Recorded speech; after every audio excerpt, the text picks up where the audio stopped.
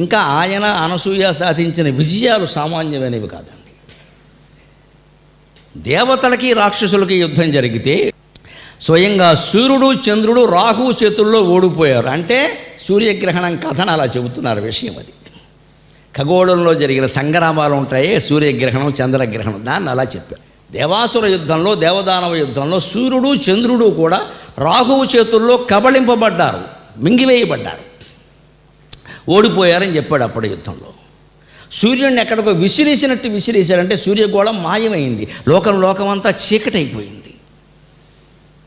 చంద్రుడిని కూడా అదే చేస్తారేమో అన్న భయం వచ్చింది. చంద్రుడు తండ్రిని ఆశ్రయించాడు. తండ్రి, అత్రి మహర్షి, మా అమ్మ త్రిమూర్తుల్ని పసిపిల్లలుగా చేసిందయ్యా, మా అమ్మ ఇనపగుళ్ళుని గుగ్గుళ్ళుగా చేసి పెట్టిందయ్యా, అటువంటి భార్య నీకుందయ్యా అత్రి మహర్షి, నువ్వు నీ భార్య కలిపి నన్ను రక్షించాలి తండ్రి. మీ పుత్రుణ్ణి కదా, నాకు మిత్రుడు, మాతో పాటుగా ఉండేటువంటి సహాధ్యాయి ఉన్నాడే సూర్యుడు, పగలంతా ఆయన, లోకమంతా రాత్రంతా నేను కాపాడుతూ ఉంటాం కదా, నాకు ఆపదొస్తే ఆయనకి వచ్చినట్టే, ఆయనకు వస్తే నాకు వచ్చినట్టే, అందుకని మమ్మల్ని కాపాడవయ్యా అంటే అత్రి మహర్షి తన తపశ్శక్తిని ధారపోసి రాహుగ్రహాన్ని మాయం చేసి సూర్యగ్రహాన్ని తిరిగి తన స్థానంలో పెట్టిన మహానుభావుడు అది అత్రి మహర్షి. ఆయన తపస్సు అంత గొప్పది. అనసూయ ఆవిడ సాధ్వీత్వం కేవలం తన కుటుంబాన్ని కాపాడుకోవడానికి, దత్తాత్రేయుణ్ణి కనడానికి మాత్రమే ఉపయోగపడలేదండి. 12 ఏళ్ళు కరువు వచ్చింది ఒక్కసారి. 12 ఏళ్ళు మొక్క లేదు, మోడు లేదు, మొత్తం ఎండిపోయింది, ఎడారైపోయింది. భూమండలం అంతా తారెడారే, ఇసుక తప్పితే ఏమీ లేదు. చచ్చిపోతున్నారు ప్రజలు. జంతు మాంసం కూడా దొరకడం లేదు. అన్ని నియమాలు మానేసి భక్షిద్దాం ఆకలి చేత అన్నా కూడా అది కూడా దొరకడం లేదు. నీరు లేదు. 12 ఏళ్ళు క్షామం వచ్చింది దేశంలో. మొక్క మోడు లేదు, వేడి గాలి తప్పితే ఏమీ లేదు. అటువంటి పరిస్థితుల్లో దేవతలు, ఋషులు, మానవులు అనసూయ సాధ్విని ఆశ్రయించారు. పాతివృత్యం అంత గొప్పది, తపస్సు అంత గొప్పది. అనసూయ కేవలం శీలవతి మాత్రమే కాదండి, భర్తకు అంకితమే ఉండడం ఒక్కటే గొప్ప విషయంగా మన సంస్కృతి చెప్పలేదండి. ఆవిడ కూడా మహాతపస్సు చేసింది. ఎందుకు చేసిందో తెలుసా? ఈయన నిష్కాముడు, ఈయనకేమీ కోరికలు లేవు. కాబట్టి ఈయన ఎలాంటి వాడంటే కమండలంలో ఆవిడ నీళ్లు పోయకముందే ఆయనే మొత్తం కుళాయి దగ్గర పట్టి తెచ్చేసుకునే రకం. ఈయనకి సేవ చేసే పనేం లేదు. ఇంకా పోనీ ఆయన అంగాస్త్రం మీద ఉతుకుదామా అంటే ఆయనే వాషింగ్ మెషిన్లో ఉతికేసి ఆరేసుకునే రకం. ఇంకేం చేస్తాం, అప్పుడు ఉన్నాయి. అందుకని భార్య కనిపించింది, ఏ సేవ చేయనివ్వట్లేదు, అన్నీ ఆయనే చేసుకుంటున్నాడు అంటే ఎందుకు ఇలా ఉంటున్నారు మీరు అంటే, నువ్వు కూడా తపస్సు చెయ్యి, ఏమిటి పనులు, నీకు నేను సేవ, నాకు నేను సేవ, ఇవన్నీ భౌతిక విషయాలు, నువ్వు ఎప్పుడు ఎదుగుతావు, ఎంతసేపు ఈ సేవేనా, నువ్వు కూడా తపస్సు చేయను. అది ఆ ప్రేరణతోనే అనసూయ తపస్సు చేసింది. అందుకని అనసూయ కూడా మహాతపస్శాలిని కాబట్టి 12 ఏళ్ళు క్షామం వస్తే ఒక్కసారి సరస్వతీదేవిని స్మరించి, ముక్కోటి దేవతల్ని స్మరించి ఆత్మస్మరణతో ఆవిడ తిరిగి వృక్షజాలాన్ని, జీవజాలాన్ని పునఃసృష్టి చేసింది. వర్షం కురిపించింది. 3 నెలల పాటు తిరుగు లేకుండా వర్షం కురిపించింది. దాంతో సహజంగా జీవశక్తి మళ్ళీ ఉద్భవిస్తుంది, మొక్కలు వస్తాయి, అన్ని జీవులు బాగుంటాయి. అందుకని ఇప్పటికీ ఒక నమ్మకం దేశంలో ఉందండి, దాన్ని మనం చెడగొట్టుకోకూడదమ్మా. పతివ్రతలు లేరు, అందుకే వానలు కురవట్లేదంటారమ్మా. పతివ్రతలు ఉంటే వానలు కురుస్తాయి. ఎందుకంటే పాతివ్రత్యం ఒక తపస్సు, శీలం అనేది ఒక తపస్సు. ఎప్పుడు మన మనస్సులో మంచి ఆలోచనలు ఉంటే మంచి ఆలోచనలు, చెడ్డ ఆలోచన ఉంటే చెడ్డ ఆలోచన బయటికి వెడుతుందండి. ఆలోచన బయటికి వెళ్ళదు అనుకోవద్దు. ఆ ఆలోచనని గ్రహించగలిగిన శక్తి ఎదుటి వాళ్ళ మెదడుకు లేదు. అందుకే మన కుళ్ళుబోతు ఆలోచనలు వాళ్ళకి తెలియట్లేదు. మనం బతికున్నాం, లేకపోతే వేసేసేవాడు. ఎప్పుడు ముందు మీకు సైన్స్ విజ్ఞానం సాధిస్తోంది. పత్రికల్లో వచ్చిన వార్తలు చెబుతున్నా, మనిషి ఆలోచనలు ఏ పరిస్థితి అవసరం లేకుండా ఎదుటి మనిషి మెదడు గ్రహించగలుగుతుంది. కొంపలు అంటుకుపోయే రోజులు రాబోతున్నాయి. ఈ స్థితి మన దేశంలో ముందే ఉంది. తపస్సు ఉన్న, దివ్య దృష్టి ఉన్న యోగులు గ్రహించేవాడు ఇప్పటికి ఉన్నారు అటువంటి వాళ్ళు మహానుభావులు. హిమాలయాల్లో అయితే అడుక్కొకరు ఉంటాడు. దివ్య దృష్టి అది మనకి లేకపోతే వాడికి లేదంటే అలాగా. మనకు అసలు దృష్టి లేక కళ్ళజోడు పెట్టుకుని వస్తున్నాం. ఇక్కడ దివ్య దృష్టి ఎక్కడి నుంచి వస్తుంది?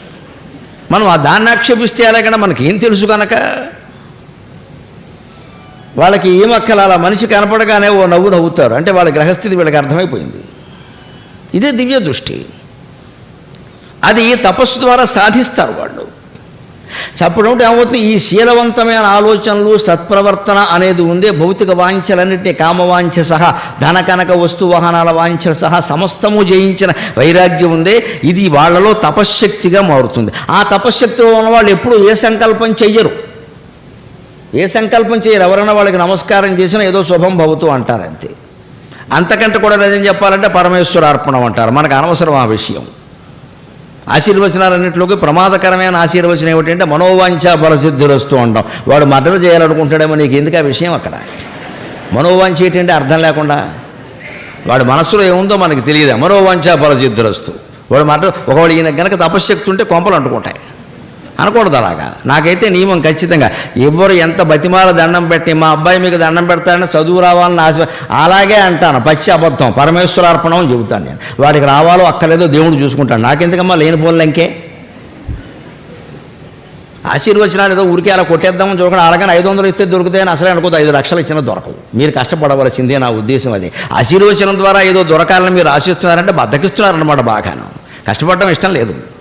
ఇది ఏదో కొట్టేస్తే ఎవడో మనం ఎత్తిమి చేయట్టేస్తే దాని ద్వారా మొత్తం సరస్వతి ప్రవహించేస్తే ఎలాగా మా వాడు గొప్పోడు అయిపోతే అక్కడి నుంచి మేము దుకాణం పెట్టచ్చు. కానీ ప్రవచనాలు చెప్పక్కర్లేదు. ఇంకా ఆయనకి దండం పెడితే డబ్బులు చదువు వస్తుంది.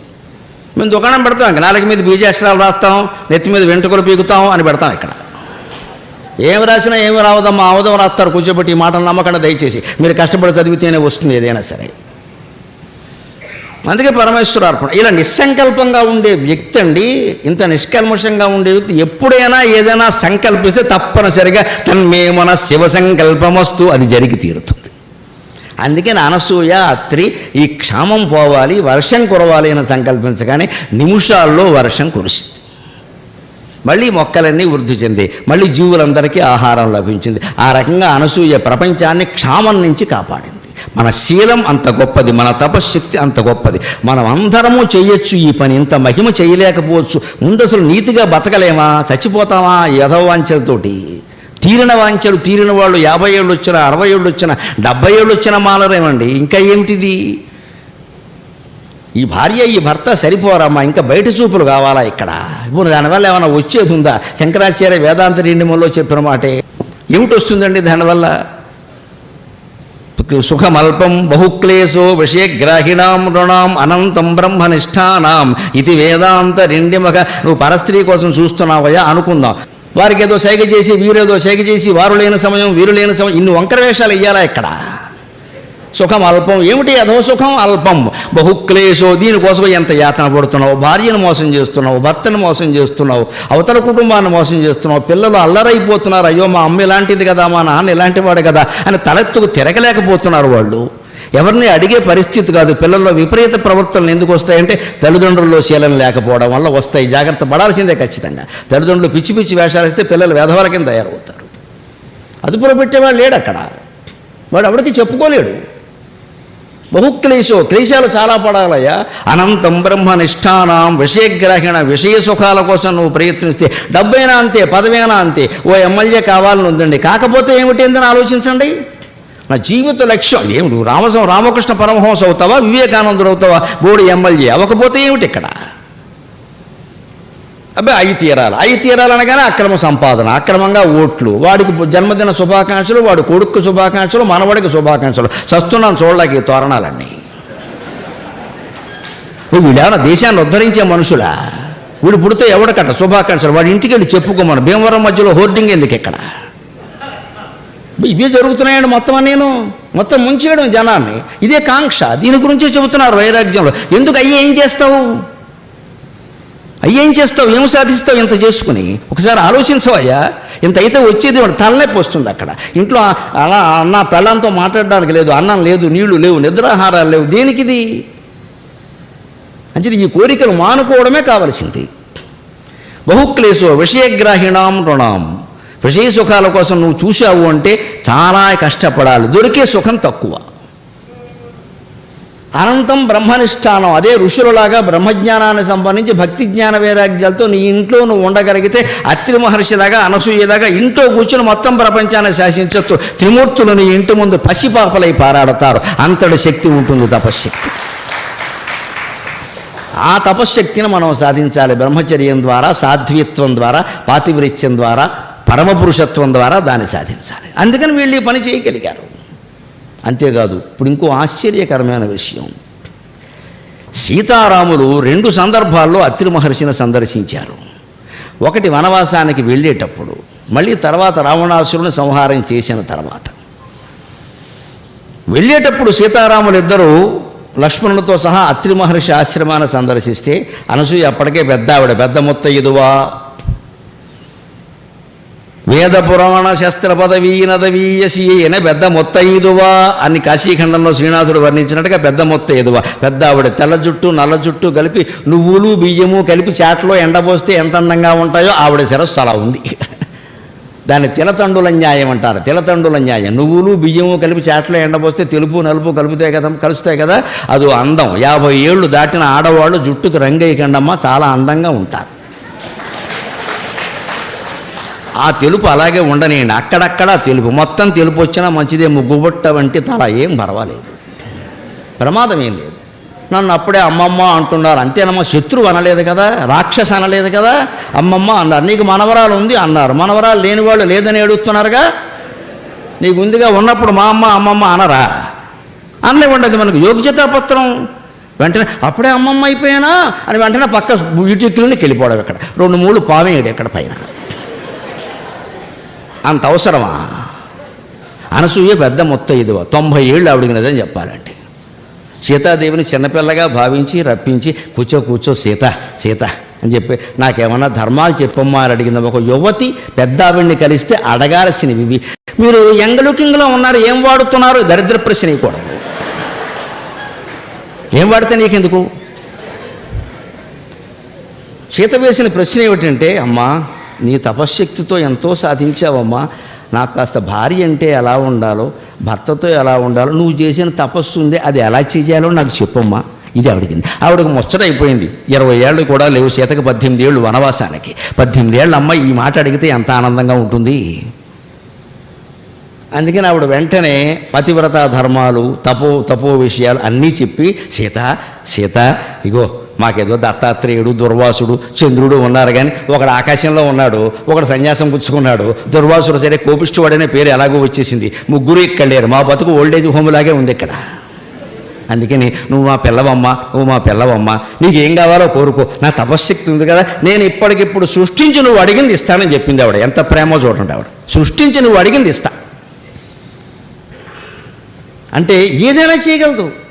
ఆవిడ అడగచ్చు, మాకు ఈ వనవాసం పోయేలా చేయండి, రాజ్యం వచ్చేలా చేయండి. లేదండి, అయితే సీతదే అయ్యేది కదా. అలా కోరలేదు. సీత అంటే ఆత్మాభిమానం, సీత అంటే వ్యక్తిత్వం. ఈ సృష్టి మొత్తం నాశనమైనా సరే, ప్రళయం వచ్చి పడినా సరే, ఎక్కడైనా అరేబియా సముద్రం మధ్యలో ఒక ద్వీపంలో ఓ చిన్న కొండ మిగిలి ఉంటే, అక్కడ గిరిజనులు ఎవరైనా ఉంటే, చలికి తట్టుకోలేక చలిమంట కాగుతూ ఉంటే, వాళ్ళ మధ్యలో సీత అనే మాట వినపడుతుంది అన్నాడు వివేకానందుడు, మహానుభావుడు. అంతవరకు ఉంటుంది సీత. ఈ సృష్టి మొత్తం నాశనమైనా సీతాదేవి నాశనం కాదండి. ఆవిడ ఆ వ్యక్తిత్వం అటువంటిది. ఆవిడ ఏమడిగిందంటే, నీ తపశ్శక్తి గురించి చెప్పు, సాధ్యత్వం చెప్పు, రాముడితో ఎలా ఉండాలో చెప్పు. ఆవిడ అవన్నీ చెప్పి ఏం కావాలో కోరుకో అంటే ఏముందో తెలుసా? విశ్వనాథ సత్యనారాయణ గారి కల్పవృక్షంలో ఈ ఘట్టంలో అద్భుతమైన మాట రాస్తాడు. అని జనకాత్మజాత కృతాంజలి ఓ పెద తల్లి, నువ్వు మాకు పెద్దమ్మవి. ఎందుకంటే అమ్మాయి అన్నావు కదా, మరి మా అమ్మ మాకుంది కదా, మేధాదేవి జనక మహర్షి భార్య. అందుకని నేను మేధాదేవి సంతానాన్ని, పెంపుడు సంతానమో సొంత సంతానమో ఏదైనా ఒకటే. మా అమ్మ మేధాదేవి మాకుంది, నువ్వు మాకు పెద్ద తల్లి కింద లెక్క. నన్ను అమ్మాయి అన్నావు కదా, మరి పెద్దమ్మ, మా అమ్మ కంటే పెద్దదానివి కదా, అందుకని నువ్వు నిజంగా నాకు తల్లివి కదమ్మా. తల్లివైతే ఓ పని చేయి. అని జనకాత్మజాతయు కృతాంజలి ఓ పెద తల్లి, నీవు బిడ్డను నన్ను పాడు చేసెడు కడంకను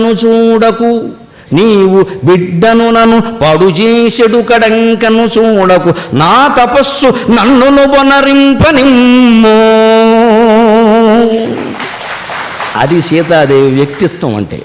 ఫ్రీగా వచ్చింది కదా, ఫినాయిల్ తాగేద్దామని చూడలేదండి. నీకు కావలసింది కోరుకో అనగానే, పెద్ద పట్టు చీర మొన్న బెనారస్లో చూశాను, అది కావాలి. మా ఆయనకి వెంటనే రాజ్యం రావాలి, భరతుడు మట్టి కొట్టుకుపోవాలి. ఈ దిక్కుమాలిన కోరికలు కోరలేదు. మనమైతే అవే కోరుతాం. ఆవిడ ఎంత ఆలోచించింది అంటే విశ్వనాథ సత్యనారాయణ గారు రాస్తున్నాడు, మహానుభావుడు, సీత వ్యక్తిత్వం తెలిసిన మహానుభావుడు అని. జనకాత్మజాతయు కృతాంజలి ఓ పెద తల్లి, నీవు బిడ్డను నన్ను పడుజేసెడు కడంకను చూడకు, నా తపస్సు నన్నును బొనరింపనిమ్ము, నా తపస్సు నన్నును బొనరింపనిమ్ము, నవనూతనమైన భవద్దయాగుణంబును, నవనూతనమైన భవద్దయాగుణంబును తపమాచరించుతరి ప్రోద్బలమై పచరించు నా దశన్. ఆవిడ ఒక్క మాట అడగలేదండి, నాకు ఈ కోరిక కావాలని చెప్పలేదండి. ఏమడిగిందంటే, అమ్మా నన్ను బిడ్డ అన్నావు కదా ఓ పెద్ద తల్లి, కృతాంజలి నీకు నమస్కారం చేస్తున్నా. బిడ్డను నన్ను పాడు చేసుడు కడంకను చూడకు. ఈ ఫ్రీ ఆఫర్లు ఇచ్చి ఎందుకు చెడగొడతావమ్మా నన్ను? అందరూ ఆలోచించండి అమ్మా, పురుషులు స్త్రీలు, ఇవాళ ఫ్రీ ఆఫర్లే కదండి మొత్తం బిజినెస్ అంతా. ఫ్రీ ఆఫర్లకే కదండి మనం పడిపోతున్నాం. కంచం కొంటే చెంచా ఇస్తాడా? అడుక్కుంటున్నాం మనం, ఇక్కడ అడుక్కుంటున్నామండి మనం. ఏమన్నా చీర కొంటే ఓ డబ్బా ఇస్తాడా? డబ్బా కోసం చీర కొంటావా? పైగా మనమే ఆఫర్లు ఏం లేవా? లోఫర్ నోట్ వచ్చే మాట ఆఫర్ అయినమాట, రాకూడదండి అసలు. అది ఆఫర్లు ఉంటే కొంటావా నువ్వు? అందుకే మొత్తం వ్యాపారం అవినీతి అయిపోయింది. ఎంత అమాయకులండి, ఆఫర్ల సొమ్ము అందులో వేసుకోవడా? ఆ మాత్రం జ్ఞానం లేదా? వాడు ఏమన్నా నీ మేనత్త కొడుకా మేనత్త కూతురా? ఎందుకు ఇస్తాడండి ఎవడైనా వ్యాపారస్తుడు? ఆఫర్ పెట్టాడు అంటే సరుకు మంచిది కాదు లెక్క. అది సరుకు మంచిదైన వాడు ఆఫర్ పెట్టాడండి. ఈ ఆఫర్లకు లొంగకూడదమ్మా. అందుకోసం ఈ పద్యం సేకరించి చెబుతున్నాడు. లేదా అత్రి అనసూయల కథలో ఈ పద్యం అవసరమేం లేదు. కానీ నేను ఎంత కష్టపడ్డానంటే, అక్కడ ఉంది కదా, ఎప్పుడో చదివాం కదా, ఎప్పుడో 5-6 ఏళ్ళు అయింది ఆ పద్యం, అది ఇక్కడ చెబుతాం, అది ఇక్కడ చెబుతాం. అవసరమేం లేదండి, టైం కూడా అవుతుంది. కానీ ఎందుకు అవసరం? నా తాపత్రయం ఏంటంటే, ఈ పిచ్చి వ్యామోహాల్లో పడకండి. ఆఫర్ ఇచ్చారు అంటే వాడు గుమ్మం తొక్కకూడదు. బంగారు నగలకు సహా ఏది ఆఫర్ ఇచ్చినా మనం కొనకూడదు. నీ ఆఫర్ నాకు అవసరం లేదు, మంచి సరుకు ఇమ్మని చెప్పాలి. అప్పుడు వ్యాపారులు మారతారు ఖచ్చితంగా. మనలోనే రావాలి ముందు మార్పు. అది ఆఫర్ ఎందుకు వదులుకోవాలి అని చీటీలు ఇస్తారు, చిన్న అవి పెద్ద, ఏదో మంగళసూత్రం కంటే ఎక్కువగా దాచిపెట్టుకోవడం. ఈ చీటీ అదో చీటీ, ఇది మంగళసూత్రం కంటే ఎక్కువ. వాడి దగ్గరికి మళ్ళీ పెట్టుకెళ్ళి ఆఫర్ అన్నావు. ఇక్కడ ఏమిటి మాట? దేనికి ఆఫర్? నువ్వు కంచం కొన్నావు, చీర కొన్నావు, కొనేదేదో కొన్న ఆఫర్ దేనికి? ఈ ధోరణి నుంచి బయటపడాలి. అందుకని సీతాదేవి ఏమందంటే, నన్ను చెడగొట్టకమ్మా ఇలాంటి ఆఫర్లు ఇచ్చి. నువ్వేదో ఉచితంగా ఇస్తావనుకో, అన్నీ అడిగేస్తాను నేను, చిన్నపిల్లల 18 ఏళ్ళు అన్నీ అడుగుతాను. అందుకని ఓ పని చేయి, నా తపస్సు నన్నును వనరింపనిమ్ము. ఎంత గొప్ప మాట అండి. ఒక్క సీత తప్ప ప్రపంచ చరిత్రలో మరో స్త్రీ ఇలా మాట్లాడగలదండి. ఒక్క సీత తప్ప, ఒక్క సీత తప్ప. అది సీత, అది సీత. అందుకని రాముడు చేసుకున్నాడు ఆ మహాసాధ్విని. భార్య అంటే ఇలా ఉండాలని. అందుకని నా తపస్సు నన్నును వనరింపును, నా తపస్సు ఏదో నన్ను చేయని, నన్ను చెడగొట్టకు, ఇలాంటివన్నీ చెప్పావనుకో, నేను తపస్సు చేయడం మానేసి నీ కాళ్ళ మీద పడుతూ ఉంటాను, రోజు నువ్వేదో ఇస్తూ ఉంటావు. ఇక్కడ ఇప్పుడు మనం ప్రభుత్వం నుంచి వచ్చే ఆఫర్ల విషయంలో కూడా ఇలాగే ఆలోచించాలి. మా ఇంటికి పట్టుకొచ్చారండి, 3000 ఇచ్చారండి, 2000 ఇచ్చారండి, మన ముష్టి వాళ్ళని చేస్తున్నారమ్మా. నాకేం మొహమాటం లేదు మాట్లాడడానికి. మనం ఓట్లు అమ్మేసుకుంటున్నాం, ఓట్లు అమ్మేసుకుంటున్నాం. 2000కి 3000కి ఓట్లు ఇస్తున్నామంటే ప్రజాస్వామ్యం విలువ మనకి తెలుసా? మనం ఓట్లు అమ్మేసుకుంటున్నాం. అంబేద్కర్ రాజ్యాంగాన్ని రాసిన ఆశయం నాశనమైపోయింది.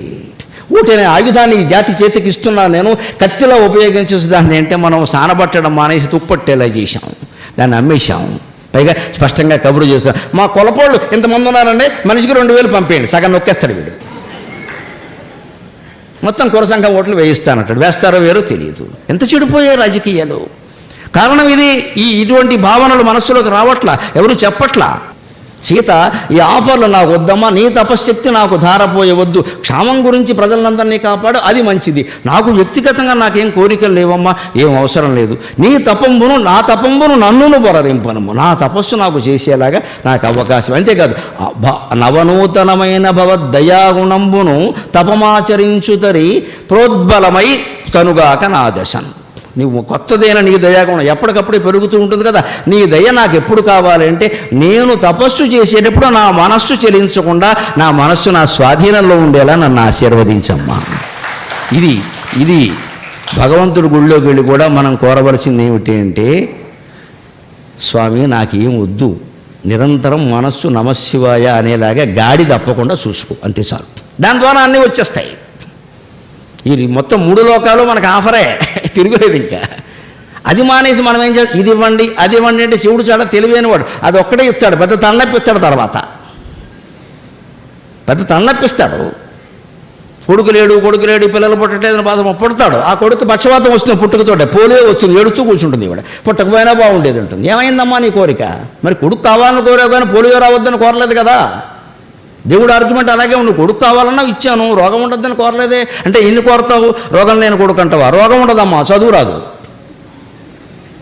మరి చదువు రావాలని కోరావు, చదువు కూడా ఉంటుందమ్మా, పెళ్ళి అవదు, చచ్చూరుకుంటాడు. అది ముఖ్యం కదా ఈ రోజుల్లో అన్నిటికంటే. ఇవన్నీ ఎక్కడ కోరుతామండి? ట్యాగ్ తగులుతూ ఉండాలి అక్కడ. పెళ్ళి, చదువు, ఉద్యోగము, ఆరోగ్యము, అందము, వంకాయ టెంకాయ. ఎన్ని జోడిస్తావు? ఏమీ జోడించకుండా నాకేం అక్కర్లేదు, నిన్ను నిరంతరం స్మరించే భాగ్యం నీ చాలు అంటే దాని వెనకాల మొత్తం వస్తాయి.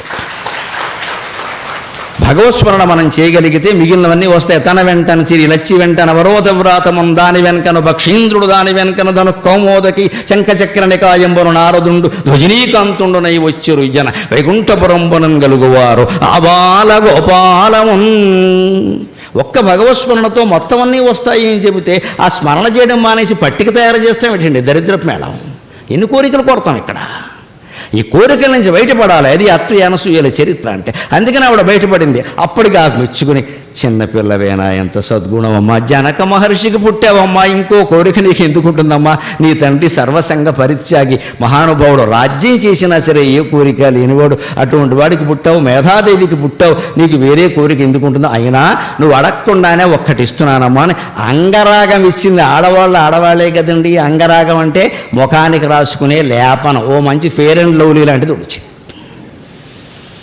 సరదాకి, నా బిడ్డవి కదమ్మా, నేను సరదా. అది కూడా సృష్టించి ఇచ్చింది. ఒక అంగరాగం చెట్టు నుంచి సహజంగా తయారు చేస్తారు, కృత్రిమంగా ఉండదు. అది పువ్వులు, పళ్ళు, మంచి చీర, అంగరాగం ఇవి చేసి ముత్తైదువమ్మ ఇంటికి వచ్చావు ఇవ్వాలి అని ఇస్తే అవి తీసుకుని సీతాదేవి వెళ్ళింది. విడుతూ ఏం చెప్పింది తెలిసే కూడా, భవిష్యత్తు తెలుసో ఏమిటో తెలియదండి. ఈ మైపోతను రాసుకుంటే అత్యంత ఆకర్షణీయంగా అందంగా ఉంటావమ్మా అని చెప్పింది. అదే తర్వాత కొంప ముంచేసింది. అందుకే తిరిగి వచ్చినప్పుడు రావణాసురుని సంహరించి ఆ యుద్ధకాండలో తిరిగి అనసూయని మళ్ళీ దర్శించడానికి వచ్చినప్పుడు, అమ్మా సీత ఎలా ఉన్నావంటే, అంగరాగం ఇచ్చావుగా, కొంప మునిగిందని చెప్పి. ఏ వద్దన్న ఆఫర్ తీసుకున్నందుకు మళ్ళీ ఈవిడికి అదే పరిస్థితి వచ్చింది. చూసుకోండి, నీ శరీర కాంతి అద్భుతంగా ఉంటుంది, ఎవరినైనా సరే ఆకర్షించింది రావణాసురుణ్ణి.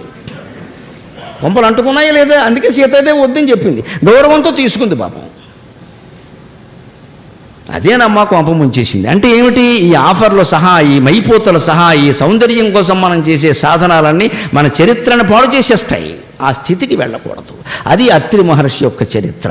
ఇంకొక మాట ముఖ్యంగా చెప్పుకుని 5 నిమిషాల్లో మనం సెలవు తీసుకుందాం.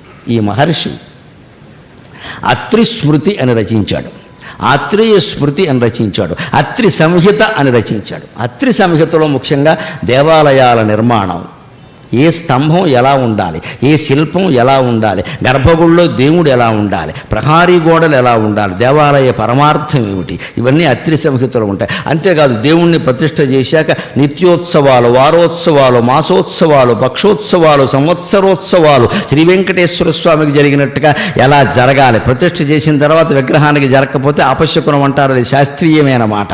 మంత్రపూర్వకంగా మనం ప్రతిష్ఠ చేశాక మనిషి వచ్చి అక్కడ కూర్చున్నట్టే. మన ఇంటికి మనిషి వస్తే అన్నం పెట్టాలి వద్దా, నీళ్లు ఇవ్వాలా వద్దా? అలాగే దేవుడి విగ్రహాన్ని మనం మంత్రపూర్వకంగా ప్రతిష్ఠ చేశాము అంటే నిత్య దీపధూప నైవేద్యాలు జరగవలసిందే. మీరెవరూ ఇవ్వకపోయినా అర్చకుడైనా ఆ పని చేస్తాడు, ఆస్తులు అమ్మేసైనా సరే తప్పదు. అందుకని అర్చకుడిని మనం కాపాడుకోవాలి, వాళ్ళ కుటుంబాలకు లోటు లేకుండా చూసుకోవాలి ఎప్పటికప్పుడు. వాళ్ళు బాగుంటే దేవుడు బాగుంటాడు. ఎందుకంటే మనం మానేసిన అర్చకులు మానేయలేరండి. వాళ్ళకి నమ్మకం ఉంటుంది లోపల, అయ్యో దేవుణ్ణి సేవిస్తున్నాను, ఎవరు ఇవ్వలేదని నేను మానేస్తాను. తాను తినడం మానేసి దేవుడికి ఇంత బెల్లం మొక్క పెడతాడు ఆయన. తాను కట్టుకోవడం మానేసి ఆ బట్టలు అక్కడ పెడతాడు ఆయన. ముందు పెట్టాకే కట్టుకుంటాడు. బట్టలు అంటే మళ్ళీ కట్టుకోవచ్చమ్మా, నైవేద్యం పెట్టేస్తాం కదా, కొన్ని ఖర్చులు ఉంటాయి కదా, దీపం ఖర్చు అయిపోతుంది కదా, తీసుకునేది ఏం లేదు కదా, ధూపం ఖర్చు అయిపోతుంది కదా, ఆయనకి అగరొత్తులు కొనడానికైనా దీపం పెట్టడానికైనా ఉండాలా వద్దా? అలాగే అర్చకుల్ని మనం పోషించాలి. కోటీశ్వరుని చేయవలసిన అవసరం లేదు, కానీ వాళ్ళ కుటుంబాల్లో ఎటువంటి లోటు ఉండకూడదండి. ముఖ్యంగా బ్రాహ్మణులు నమస్కారం పెట్టి కోరుతున్న మీ అమ్మాయిల్ని అర్చకుడికి ఇవ్వండి అమ్మా, అర్చకుడికి ఇవ్వండి, పురోహితుడికి ఇవ్వండి, బాగుంటారు, చాలా బాగుంటారు. బ్రాహ్మణులు ఎవరు లేరు, అందుకే చప్పట్లు కొట్టలేదు బహుశా. అటువంటి స్థితిలోనే మనం కాపాడుకోవాలి దేవాలయ వ్యవస్థ. అటువంటి దేవాలయాలు ఎలా ఉండాలి, అర్చకులు ఎలా ఉండాలి, నిత్యోత్సవాలు ఎలా జరగాలి, ఇవన్నీ రాశాడు. ఇంతకంటే కూడా ఈ మహర్షి గురించిన ఒక విప్లవాత్మకమైన మాట చెప్పి నేను సెలవు తీసుకుంటా. దేవయాత్రా వివాహేషు యజ్ఞదాన వ్రతేషు చ ఉత్సవేషు చ సర్వేషు స్పృశ్యం న విద్యతే. కొన్నాళ్ల పాటు ఈ దేశాన్ని పట్టి పీడించిన వ్యాధి అస్పృశ్యత. వారిని ముట్టుకోవద్దు, వారి గుళ్ళోకి రావద్దు, వాడి మొహం చూడొద్దు అని కొన్ని వర్గాలను మనం అవమానించామని నిస్సందేహంగా తల వంచి ఈ నేరాన్ని మనం అంగీకరించవలసింది. అనుమానం ఏం లేదు, జరిగింది, ఆ నేరం జరిగింది. మా ఊళ్ళో కూడా నేను చూశాను దీన్ని. నాకు కడుపు మండిపోతుంది అటువంటివి తలుచుకుంటే. నువ్వు కూడా భయ్యా గుళ్ళోకి రావాలో రాకూడదో చెప్పడానికి. దేవుడు అందరివాడని చెబుతున్నావు. దాన్ని అత్రి మహర్షి ఖండించాడు. అత్రి సంహితలో ఉంటుందన్నమాట. దేవయాత్ర వివాహేషు, దేవతల దేవాలయాల్లో కానీ, యాత్రల్లో కానీ, వివాహ భోజనాల్లో కానీ, యజ్ఞదాన వ్రతేషు చ, యజ్ఞాలలో కానీ, దాన ధర్మాల విషయంలో కానీ, వ్రతాల విషయంలో కానీ, ఉత్సవేషు సర్వేషు, ఏ రకమైన ఉత్సవాలు దేవాలయాల్లో జరిగినా వీడిని ముట్టుకోవచ్చు, వాడిని ముట్టుకోకూడదు అనే నిబంధన ఉంటే అంతకంటే పాపం లేదు, ఆ వ్యవస్థ ఫలించదు అని చెప్పాడు. అస్పృశ్యత నివారణకి అత్రి మహర్షి చేత ఎంత ప్రయత్నం చేశాడో, ఎంత సంఘ సంస్కర్తో మనం తెలుసుకోవాలి. అంతేకాదు కుల సంబంధమైనటువంటి విషయాలు కూడా, ఈ కులాన్ని తక్కువ చేసి ఆ కులాన్ని ఎక్కువ చేసి ఎప్పుడూ మాట్లాడకండి. కులాలు కేవలం వృత్తుల ప్రకారం ఏర్పడ్డాయి. ప్రతి వృత్తి గౌరవించవలసింది. ఏ వృత్తి లేకపోయినా మనం ఏ పని చేయలేము ఇక్కడ. అందుకే ఆ వృత్తుల వాళ్ళని ఆ వృత్తికి అనుగుణంగా వాళ్ళని గౌరవించాలి. నెత్తి మీద పెట్టుకోక్కర్లేదు, అవమానించకుండా ఉంటే చాలు. అన్ని కులాలని గౌరవించమని చెప్పాడు మహానుభావుడు. ఇంకొక మాట ఆయన చెప్పినటువంటిది, ఆయన స్మృతిలో ప్రత్యేకంగా పాపానికి ప్రాయశ్చిత్తం ఏమిటండి అంటే స్వీయ ప్రాయశ్చిత్తం అన్నాడు ఆయన. స్వీయ ప్రాయశ్చిత్తం. మీ ఇంట్లో పూజా మందిరంలోకి మీరు వెళ్ళి మీ ఇంట్లో ఉన్న అమ్మవారి విగ్రహం దగ్గర, రామచంద్రమూర్తి విగ్రహం దగ్గర, ఆంజనేయ స్వామి విగ్రహం దగ్గర ఏదైనా పర్వాలేదమ్మా, రెండు కాళ్ళు ఇలా పట్టుకుని, స్వామి నేను తప్పు చేశాను, నా భర్తకు కూడా తెలియదు, నా భార్యకు కూడా తెలియదు, మా పిల్లలకు కూడా తెలియదు, వాళ్ళు ఏదో నన్ను ప్రేమిస్తున్నారు అమాయకంగా, కానీ నేను ఈ తప్పు చేశాను, నన్ను క్షమించు, నన్ను క్షమించు, ఇంకెప్పుడూ చెయ్యను అని రెండు కాళ్ళు విగ్రహాన్ని పట్టుకుని ప్రార్థన చేసి మనస్సు మార్చుకుంటే ఆ పాపం దాంతో పరిహారం అని చెప్పాడు అత్రి. దీనికోసం మళ్ళీ అక్కడ మునుగుదామా, ఇక్కడ తేలదామా, మన మనస్సులోనే మునగాలమా? శరీరాన్ని మించిన క్షేత్రం లేదు, మనస్సును మించిన తీర్థం లేదు, జీవితాన్ని మించిన గ్రంథం లేదు, అంతరాత్మను మించిన గురువు లేడు. ఖచ్చితంగా అది గ్రహిస్తే మన జీవితాలు బాగుంటాయి. అటువంటి వాడు అత్రి మహర్షి. స్వీయ ప్రాయశ్చిత్తాన్నే చెప్పాడు. అంతేకాదు భౌతికంగా మళ్ళీ నీకేదైనా భయం ఉంటే నీ అంతట నువ్వే రాజదండన విధించుకో. అంటే రాజు దగ్గరికి వెళ్ళి, అయ్యా నేను ఈ తప్పు చేశాను, నాకు శిక్ష వెయ్యమని కోరంటే మనంతట మనమే పోలీస్ స్టేషన్కి వెళ్ళి లొంగిపోవడం. ఇంక మళ్ళీ దానికి చట్టాలు కోర్టులు అనవసరం అంటే, అది నువ్వు చేశామని తెలుసు కదా, ఇంకెందుకు ఊరికే. మళ్ళీ ఏ న్యాయవాదనో పట్టుకున్నాం అనుకో, నాకో 10,000 ఇస్తే నేను తిమ్మిని పంపించేస్తాడంటాడు. ఎందుకు ఆయనకి పాపం మనకి పాపం.